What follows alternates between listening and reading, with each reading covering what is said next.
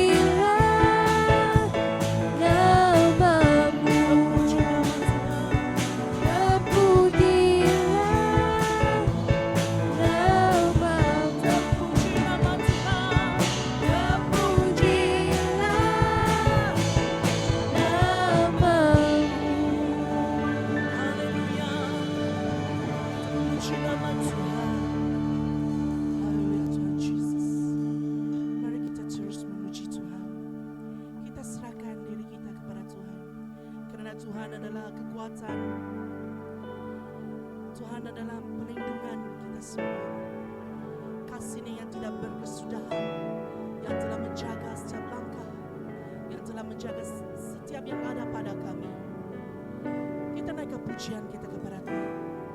Haleluya Tuhan Yesus.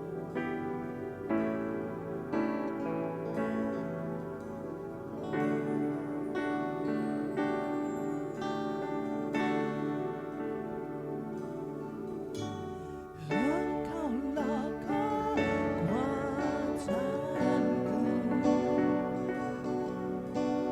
tempat perlindunganku.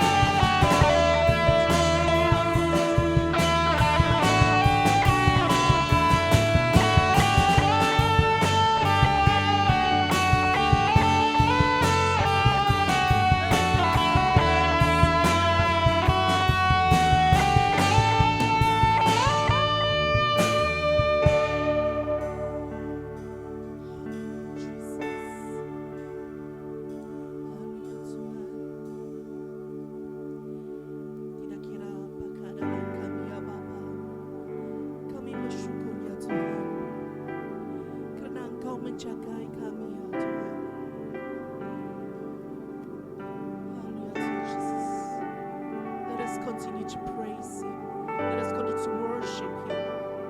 Throughout all season, we are in His righteous hand. We are in His hand.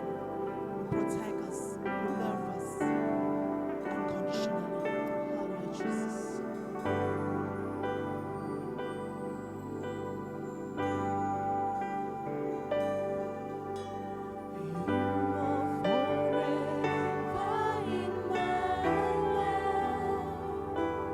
You see me through.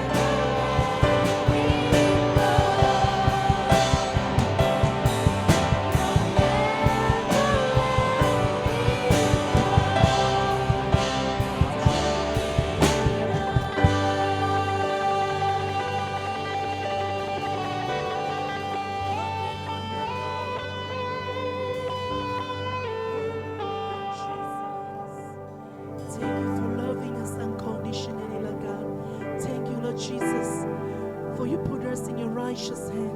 Thank you, Lord God, for you have protected us and you have loved us from the beginning until our life now, Lord God.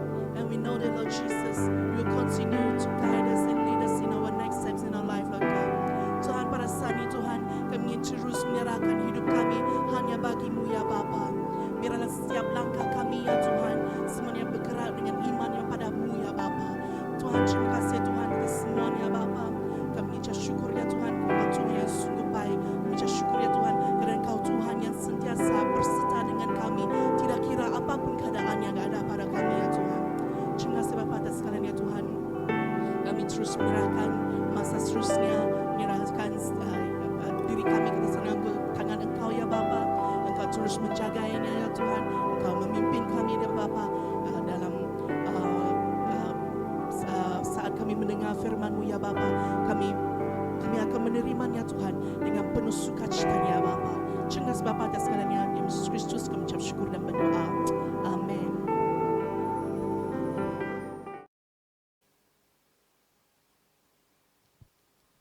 Salam dan selamat pagi. Pada hari Minggu ini saya sudah dipercayakan untuk menyampaikan topik atau tema BM Sarawak untuk diperhatikan sebagai firman Tuhan pada kebaktian kita pagi ini. Bertemakan gereja yang berdoa dan meneroka. Dalam terjemahan lain dia katakan praying and exploring church. Terambil daripada Amsal 16 ayat 3. Serahkanlah perbuatanmu kepada Tuhan, maka terlaksanalah segala rencanamu.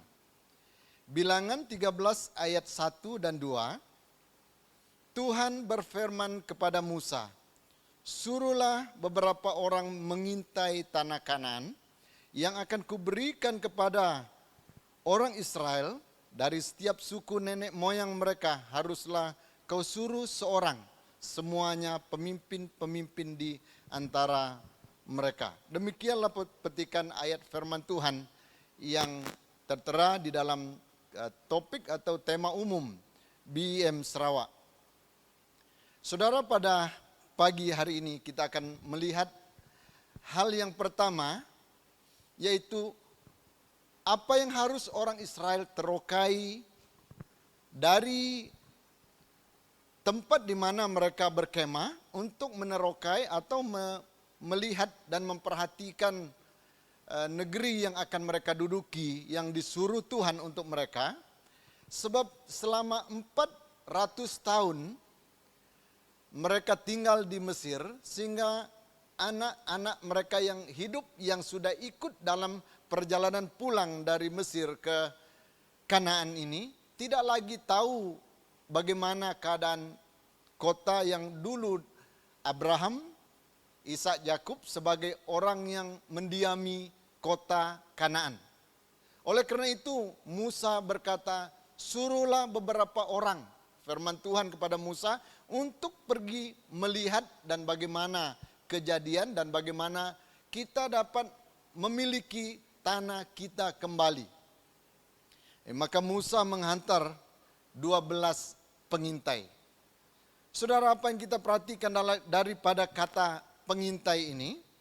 Pengintai ini pergi memeriksa suasana negara Kanaan untuk lain kali mereka akan duduki.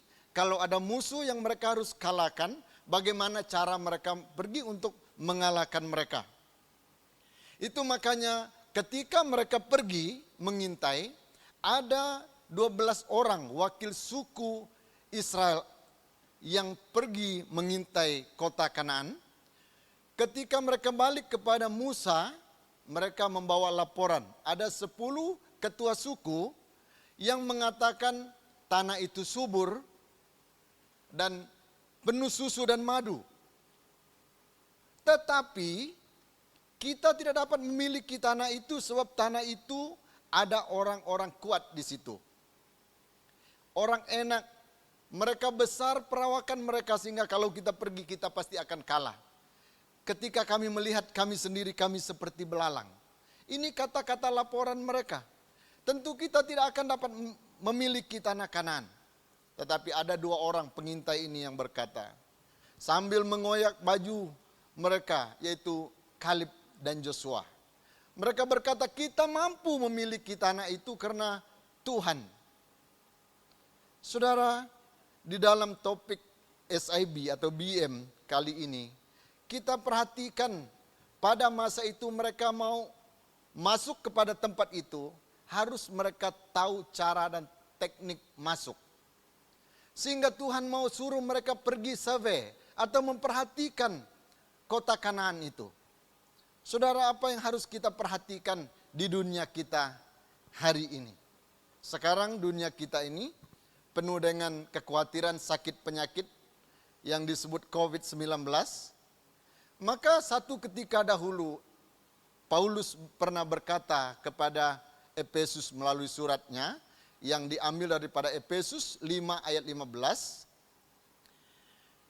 Dia berkata begini, karena itu perhatikanlah dengan seksama bagaimana kamu hidup.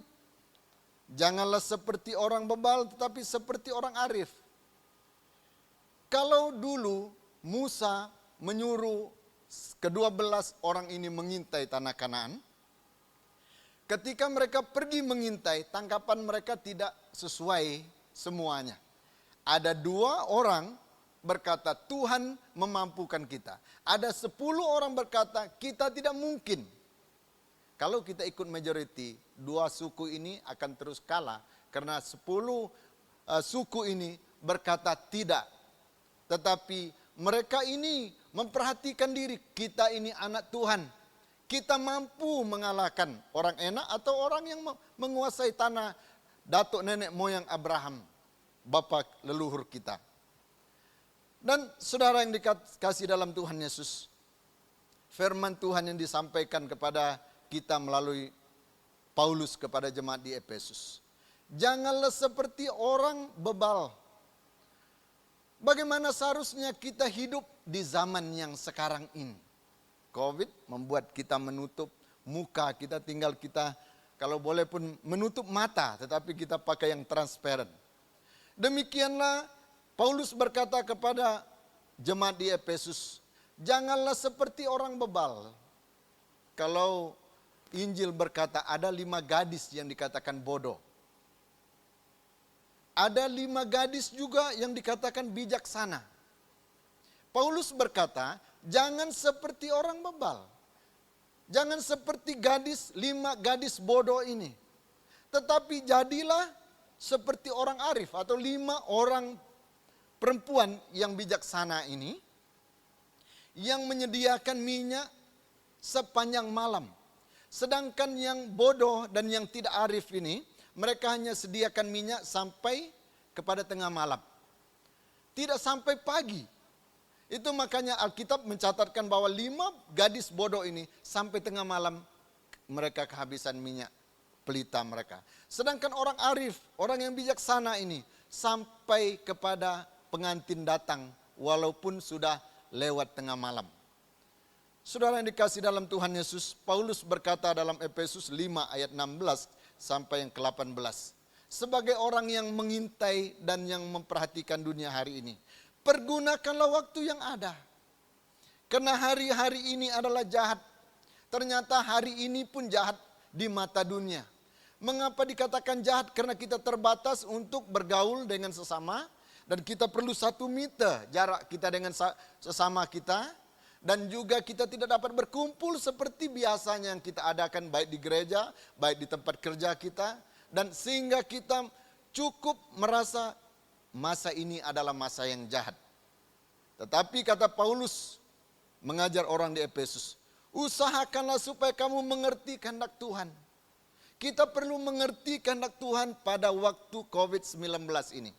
Kita perlu mengerti, jangan kamu mabuk oleh anggur, karena anggur menimbulkan hawa nafsu, tetapi hendaklah kamu penuh dengan Roh Kudus. Demikianlah ajakan Paulus untuk orang-orang yang sezaman dengan kita ini, yang perlu memperhatikan hari ini, yang dikatakannya pergunakan waktu yang ada. Sekarang kita pergunakan waktu yang ada dari rumah, melalui Zoom ataupun sebagainya. Hubungan kita dengan sesama melalui perhubungan internet atau sebagainya hari ini. Pergunakanlah itu. Kalau Tuhan nanti beri waktu yang semula kepada kita, kita harus mempergunakannya sebaik-baiknya. Dan janganlah mabuk oleh anggur, karena anggur menimbulkan hawa nafsu, tetapi hendaklah kamu penuh dengan roh. Efesus 5 ayat 19 berkata, berkata-katalah seorang kepada yang lain dalam mazmur, kidung, puji-pujian dan nyanyian rohani. Kalau orang yang mengintai Kanaan itu, kalau mereka boleh berkata, bagaimana Joshua dan Kaleb, setujukah dengan kami 10 suku ini? Apa yang kamu udah pandang? Tetapi malah mereka Alkitab mencatatkan mereka mau melempar kedua orang ini yang berkata, kita mampu memiliki tanah Kanaan oleh karena Tuhan yang menginginkannya bagi kita. Kalau hari ini kita berkata, tidak mampu kami melawan COVID-19 ini. Tapi apa kata firman Tuhan? Kita mampu, kita sudah diberi Tuhan kemenangan, kemampuan. Oleh karena itu saudara yang dikasih dalam Tuhan Yesus, berkatalah seorang kepada yang lain dalam mazmur. Dengan kata hari ini kita beri dorongan kata semangat kepada baik yang sudah terkena penyakit COVID ini, atau yang dalam kawasan COVID ini, atau yang sedang dalam keadaan yang tertekan sekali sehingga tidak dapat berbuat apa, sebab ada yang tinggal di hotel kuarantin, ada yang tinggal di rumah kuarantin. Kalau bersama teman itu nyaman, tetapi kalau diasingkan untuk sendiri itu menjadi tekanan. Sebagai umat Tuhan hari ini, berkatalah seorang kepada yang lain dalam mazmur, kidung pujian dan nyanyian rohani. Sebab kidung pujian, nyanyian rohani ini boleh memecahkan masalah stres kita. Kalau dahulu orang Israel mengelilingi kota Yeriko, mereka mengucap syukur dan memuji menyembah Tuhan, kota Yeriko atau pagar tembok Yeriko runtuh. Apa kata kalau kita menyembah memuji Tuhan dari rumah bersama-sama, maka tembok COVID-19 ini akan diruntuhkan oleh karena Tuhan mendengar pujian dan nyanyian kita. Bernyanyi dan bersoraklah bagi Tuhan dengan segenap hati. Inilah yang harus kita perbuat.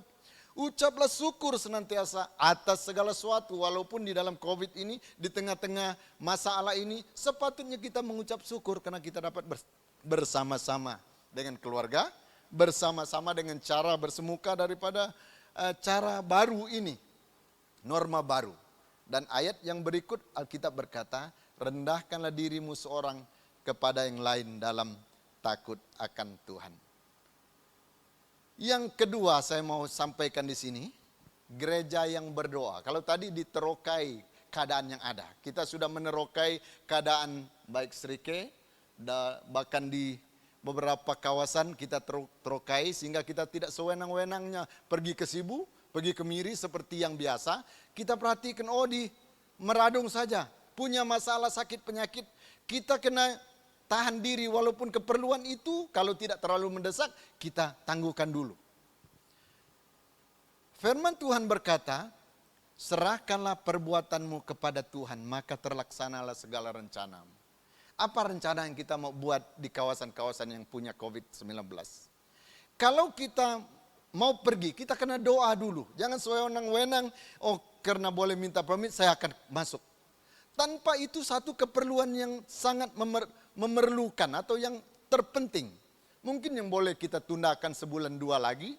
Tetapi kalau kita serahkan perbuatan kita kepada Tuhan, planning kita baik keluar atau pergi di pasar, kita serahkan. Kalau Tuhan katakan oke, jalan, kita akan jalan. Seperti Yosua, Kaleb, mereka berdoa ketika mereka masuk Kanaan. Tuhan menyertai Yosua seperti menyertai Musa. Demikianlah sebagai umat Allah di tengah COVID ini, mari kita amalkan sikap berdoa ini. Baru-baru ini ada satu anak kecil daripada Baram, seorang penan. Dia juga berkata, Tuhan menyatakan kepadanya bahwa umat Allah harus berdoa. Kuatkan iman, karena Tuhan akan datang pada waktunya. Kita tidak tahu waktunya bila. Satu gambaran yang diberi kepadanya seekor burung besar berwarna putih. Dan orang-orang yang berdoa katanya mereka dibawa kepada burung ini akan membawa mereka entah kemana. Jadi saya bayangkan ini mungkin malaikat, ini mungkin. Tetapi ini sesuatu gambaran yang Tuhan beri untuk anak ini. Supaya dia mengerti orang berdoa itu punya kekuatan sayap yang boleh terbang mengatasi segala sesuatu. Oleh karena itu doa orang Israel ketika mereka diperhambakan 400 tahun, ketika teriakan mereka datang kepada Tuhan, Tuhan melahirkan seorang yang bernama Musa di tengah-tengah kesusahan kesukaran mereka sebagai hamba Firaun. Dengan kuasa Tuhan, anak ini membesar di istana 40 tahun, kemudian diusir 40 tahun lagi. Ketika dia balik untuk mengembalikan mereka daripada tangan Firaun, 80 tahun. Kalau langsung mereka tidak berdoa, 80 tahun yang akan datang lagi akan datang. Maka oleh karena itu wajiblah bagi kita untuk berdoa bagi masalah COVID ini. Entah kita tahu ini masalah siapakah. Kita mempersalahkan orang, kalau sekiranya ini diciptakan oleh orang, kita doakan supaya Tuhan memberkati dia. Supaya dia boleh membatalkan hal-hal seperti ini. Sebaliknya, saudara yang dikasih dalam Tuhan Yesus, kata firman Tuhan ini, gereja yang berdoa adalah berseru kepada Tuhan. Di dalam Mazmur 50 ayat 15 berkata, berdoa, berseru kepada Allah, maka aku akan mendengar, namaku akan dimuliakan, dan kamu akan ditolong. Saudara yang dikasih dalam Tuhan Yesus, kita bersyukur lewat kita berdoa. Baik dari rumah, kita tidak berkumpul bersama lagi, bersama anak, bahkan bersama keluarga, tetapi kita berdoa, teriakan kita didengar oleh Allah. Apa janji Tuhan bagi orang berdoa?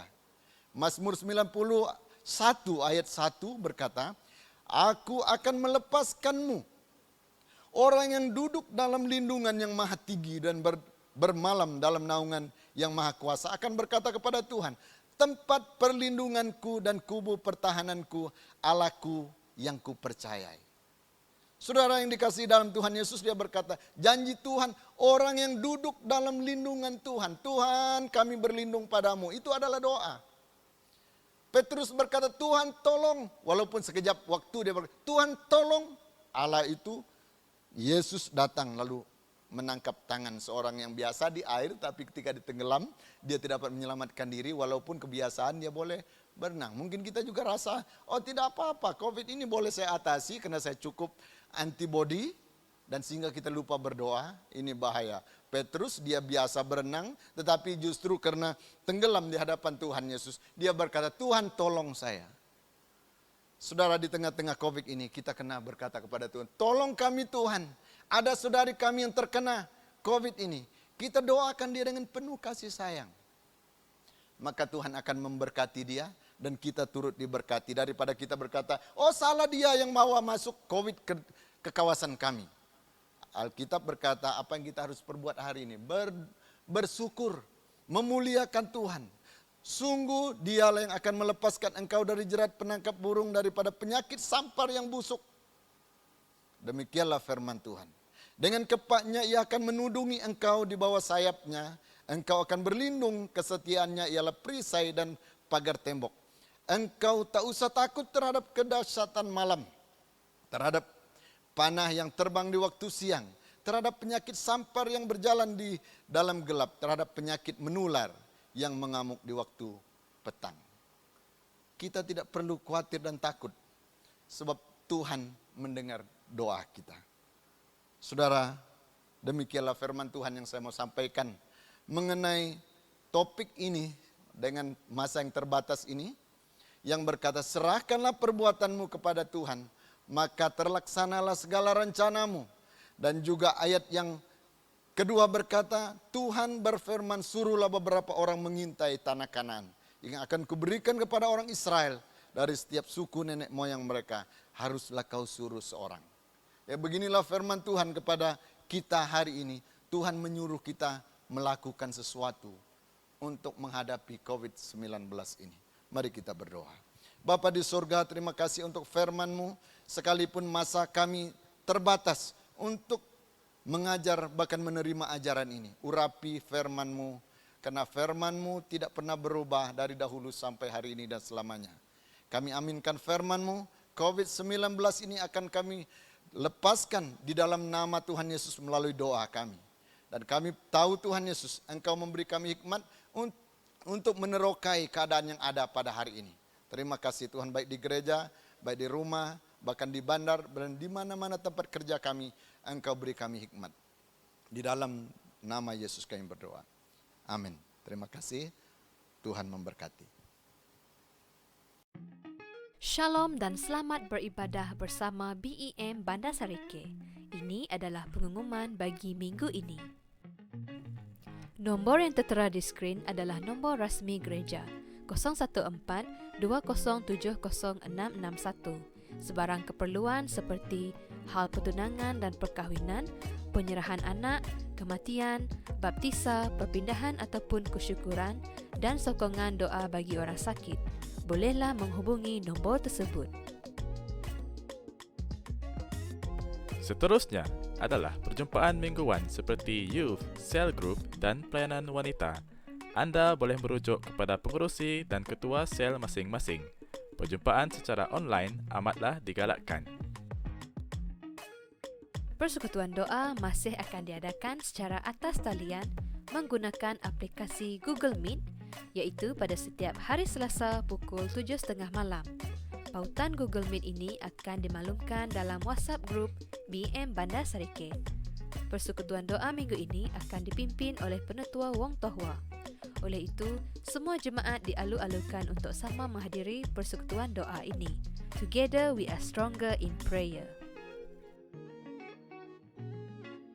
Ini adalah perkara-perkara doa yang boleh kita bawa bersama di dalam doa di mana saja kita berada, kerana doa orang percaya besar kuasanya.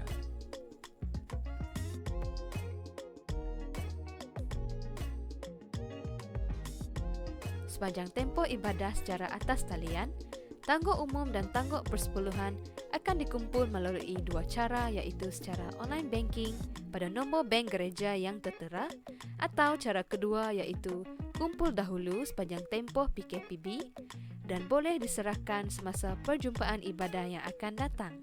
Sila sertakan tarikh dan juga nombor persepuluhan.